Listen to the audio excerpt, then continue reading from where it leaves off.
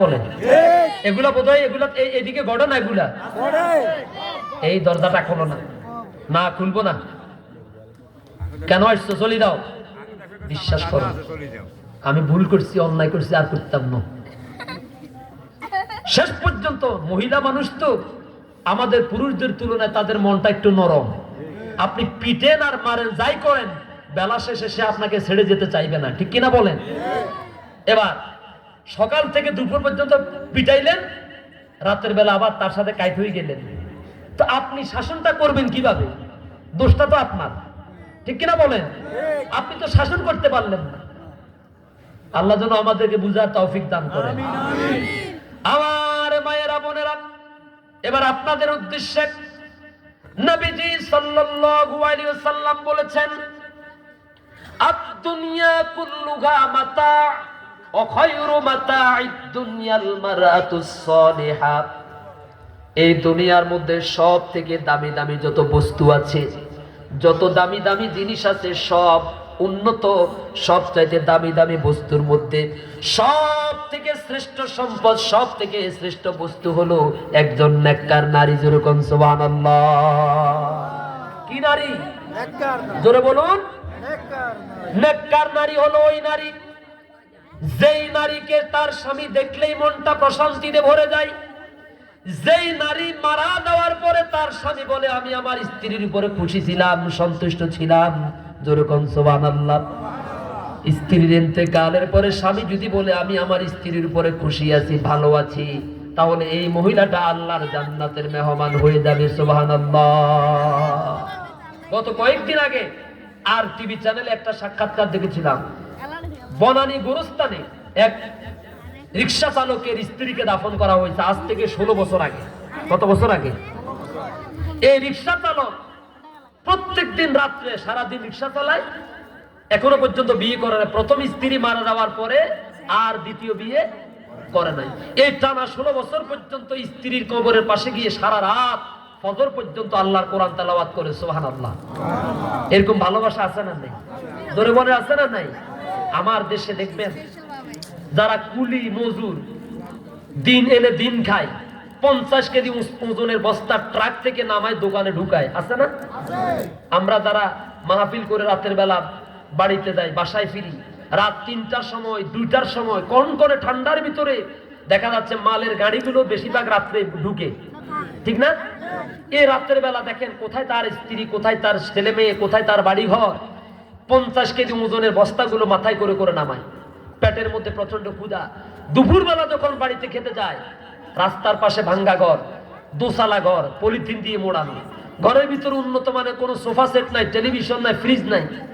স্বামী বেচারা যখন দুপুরবেলা বাড়িতে ঢুকে, স্ত্রী তখন সালাম দিয়ে স্বামীর জন্য ঠান্ডা এক গ্লাস পানি এগিয়ে দেয়, গামছা লুঙ্গিটা এগিয়ে দিয়ে বলে তুমি গোসল করে আসো, আমি তোমার জন্য খাবারটা রেডি করছি। গরিবের খাবার খেসারি ডাইল, ঠিক কিনা বলেন? খেসারি ডাইল আর আলু ভর্তা। খেতে বসলো, স্ত্রী তার স্বামীর সামনে সুন্দর করে শ্রদ্ধার সাথে খাবারটা পরিবেশন করে দিল। স্বামী খাচ্ছে, স্ত্রী পাখা দিয়ে তাকে বাতাস করতেছে, আছে না এরকম? আর ডাল দিচ্ছে, ভর্তা দিচ্ছে, ভাত দিয়ে বলছে সারাদিন কষ্ট করছো, কি খাইছো না খাইছো, খাও একটু বেশি করে। খাওয়া দাওয়া শেষ হওয়ার পরে দুপুরবেলা যখন একটু শুইতে যায়, বালিশের উপরে মাথাটা রাখতে দেরি এমন ভাবে গোঁত গোঁত আওয়াজ করে ঘুমায়, ট্রাকের ইঞ্জিন পর্যন্ত ফেল করে। কি হাসার জন্য বলতেছি নাকি ঠিক আছে? এই হচ্ছে গরিবের ভালোবাসা। রাস্তার পাশের ভাঙ্গা ঘর, বেডের কিনারায় দেখবেন ভাঙ্গা ভাঙ্গা কিছু ঘর আছে না নাই? কোনো আওয়াজ নাই, কোনো মারামারি নেই। আবার কয়েকতলা ভবনের মালিক, বাড়ি গাড়ির মালিক, স্বামী যখন টাকার ব্যাগ নিয়ে রাত 10টার সময়, 12টার সময় বাসায় ঢুকে, স্ত্রী তখন ভ্যানিটি ব্যাগ নিয়ে বাসা থেকে বেরিয়ে যায় স্বামীর সামনে দিয়ে। স্বামী জিজ্ঞেস করে এত রাত্রে কই যাও? কয় কি তোমার জিজ্ঞাসা করে যেতে হবে? আমার দু চোখ যেদিকে মন চায় সেদিকে যাবে, আছে না নাই? তাহলে এত এত টাকা পয়সা থাকার পরেও এই ঘরটা জান্নাতের বাগান হতে পারলো? আমার মায়েরা বোনেরা, বিশ্ব নবী রাহমাতুল লিল আলামিন নবীজি মুহাম্মদুর রাসূলুল্লাহ সাল্লাল্লাহু আলাইহি সাল্লামের প্রিয়তমা স্ত্রী খাদিজার কথা আপনাদেরকে বলছি। গভীর রজনীতে রাসূল যখন বাড়িতে ফিরে আসতেন, দরজার মধ্যে খাদিজা বলে একটা ডাক দিতেন আর একটা মাত্র টোকা দিতেন। একটা মাত্র ডাক দেওয়ার সঙ্গে সঙ্গে রাসূল করিম সাল্লাল্লাহু আলাইহি সাল্লামের জন্য দরজাটা খুলে দিতেন। জোরে কোন সুবহানাল্লাহ। রাসূল জিজ্ঞেস করতেন, ও খাদিজা, এত গভীর রজনীতে আরবের সব মানুষগুলো যখন ঘুমের মধ্যে নিমগ্ন হয়ে আছে, তুমি কি ঘুমাও না? খাদিজা রাদিয়াল্লাহু তাআলা আনহা জবাব দিতেন, হুজুর, আপনি আল্লাহর দ্বীনের দাওয়াতি কাজ করার জন্য এত ব্যস্ত থাকেন, গভীর রজনীতে আপনি ফিরে আসেন, ক্লান্ত শ্রান্ত হয়ে যখন ফিরে আসেন, আর এই মুহূর্তে যদি আমি খাদিজা বিছানার মধ্যে শুয়ে আরামে যদি ঘুমাই, তাহলে আপনি দরজার সামনে এসে খাদিজা খাদিজা বলে ডাকাডাকি করবেন। আর আমি যদি বিছানার মধ্যে পিঠ লাগিয়ে ঘুমাই, আপনার জন্য দরজাটা খুলতে যদি দেরি হয়ে যায়, আপনার সাথে বেয়াদবি হয়ে যাবে। সেই জন্য প্রতিদিন দরজার সাথে পিঠ লাগিয়ে দাঁড়িয়ে দাঁড়িয়ে ঘুমাই, যাতে করে একটা মাত্র ডাক দেওয়ার সঙ্গে সঙ্গে আমি খাদিজা আপনার জন্য দরজাটা খুলে দিতে পারি। নবীজি হেরা পর্বতের গুহায় জিবরিল আলাইহিস সালাম দেখলেন খাদিজা রাদিয়াল্লাহু তাআলা আনহা খাবার নিয়ে আসছেন। জিবরিল আলাইহিস সালাম বলেন, হুজুর, আপনার স্ত্রী খাদিজা আপনার জন্য খাবার নিয়ে আসতেছেন, আমি আপনার থেকে বিদায় নিচ্ছি। তবে যাওয়ার আগে আজকে খাদিজার জন্য একটা সুসংবাদ হলো, আল্লাহ রাব্বুল আলামিন আজকে আমাকে আসার সময় বলেছেন, জিবরিল, আজ আমি আল্লাহর পক্ষ থেকে আমার রাসূলের স্ত্রী প্রিয়তমা খাদিজা রাদিয়াল্লাহু তাআলা আনহাকে আমি আল্লাহর পক্ষ থেকে সালামটা পৌঁছায়া দিও। আর জোরে কোন সুবহানাল্লাহ। জিবরিল আলাইহিস সালাম বললেন, হুজুর, আমি জিবরিলের পক্ষ থেকে খাদিজাকে সালাম বলবেন, আর আল্লাহর পক্ষ থেকেও খাদিজাকে সালামটা বলবেন। জিবরিল আলাইহিস সালাম যখন বিদায় নিয়ে চলে গেলেন, খাদিজা রাদিয়াল্লাহু তাআলা আনহা নবীজির সামনে আসলেন। লক্ষ্য করলেন রাসূলের চেহারার মধ্যে খুশি খুশি ভাব, নবীজির চেহারাটা আনন্দময়। জিজ্ঞেস করলেন, হুজুর, আপনার চেহারাটা আজকে খুশি লাগছে কেন? নবীজি বললেন, খাদিজা, এই মাত্র তোমাকে দেখে জিবরিল আলাইহিস সালাম আমার সামনে থেকে বিদায় হয়ে গেলেন। যাওয়ার সময় বললেন, জিবরিল তোমাকে সালাম বলেছেন, আর যাওয়ার সময় এও বলেছেন, আল্লাহ রাব্বুল আলামিন তুমি খাদিজাকে সালাম বলেছে।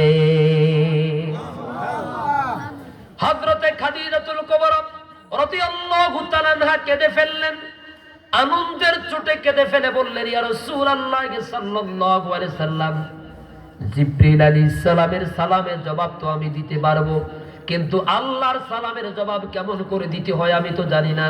আমি খাদিজার পক্ষ থেকে আল্লাহর সালামের জবাবটা আপনি দিয়া দেন। মায়েরা, বোনেরা, একজন স্বামীর প্রতি স্ত্রীর কতটুকু দায়িত্ব পালন করার পরে, আনুগত্য করার পরে, শ্রদ্ধা সম্মান করার পরে আল্লাহ তার উপরে খুশি হন এবং আল্লাহ তার পক্ষ থেকে সালামটা পর্যন্ত পৌঁছায়া দেন। জোরে কোন সুবহানাল্লাহ। সুতরাং একটা ঘরকে জান্নাতি পরিবেশ বানাতে হলে প্রত্যেকটা ঘর থেকে ইমাম বুখারী রাহিমাতুল্লাহি আলাইহির মতো সন্তান বানাতে হলে, আল্লামা দেলাওয়ার হুসাইন সাইদি রাহিমাহুল্লাহর মতো নেককার সন্তান বানাতে হলে, সৈয়দ মরহুম ফজলুল করিম রহমতুল্লাহ আলাইহির মতো সন্তান বানাতে হলে আগে মাদেরকে বাবাদেরকে নেককার হওয়া লাগবে কিনা বলে। সুতরাং স্বামী এবং স্ত্রী দুইজনের মধ্যে যদি ভালো সম্পর্ক থাকে, এই প্রভাবটা সন্তানের উপরে পড়বে, ঠিক কিনা বলেন। আর এই খাদিজার মতো, ফাতেমার মতো কন্যা সন্তান, আলী রাদিয়াল্লাহু তাআলা আনহুর মতো এমন স্বামী, আলীর মতো এমন একজন নেককার স্বামী, ফাতেমার মতো একজন নেককার স্ত্রী যেখান থেকে তৈরি করা হয়, সেই জায়গাটা হলো এই মাদ্রাসাগুলো। যেরকম, ঠিক কিনা? কোথা থেকে তৈরি হয়? এই মাদ্রাসা থেকে তো ফাতেমা রাদিয়াল্লাহু তাআলা আনহার মতো উন্নতমান চরিত্রের মানুষ তৈরি করা হয়, ঠিক কিনা বলেন। কারণ এখানে যেমন দুনিয়ার শিক্ষাও আছে, ঠিক তেমনি ভাবে আবার দ্বীনের শিক্ষাও, দ্বীন এবং দুনিয়ার সমন্বয়ে এই মাদ্রাসাগুলো পরিচালিত হয়, যেরকম ঠিক কিনা? আমার ভাইয়েরা, এই মাদ্রাসাটুকুন ঋণের মধ্যে পড়ে থাকুক, অভাবের মধ্যে পড়ে থাকুক, এটাকে আমরা কেউ চাই? দুটার জন্যই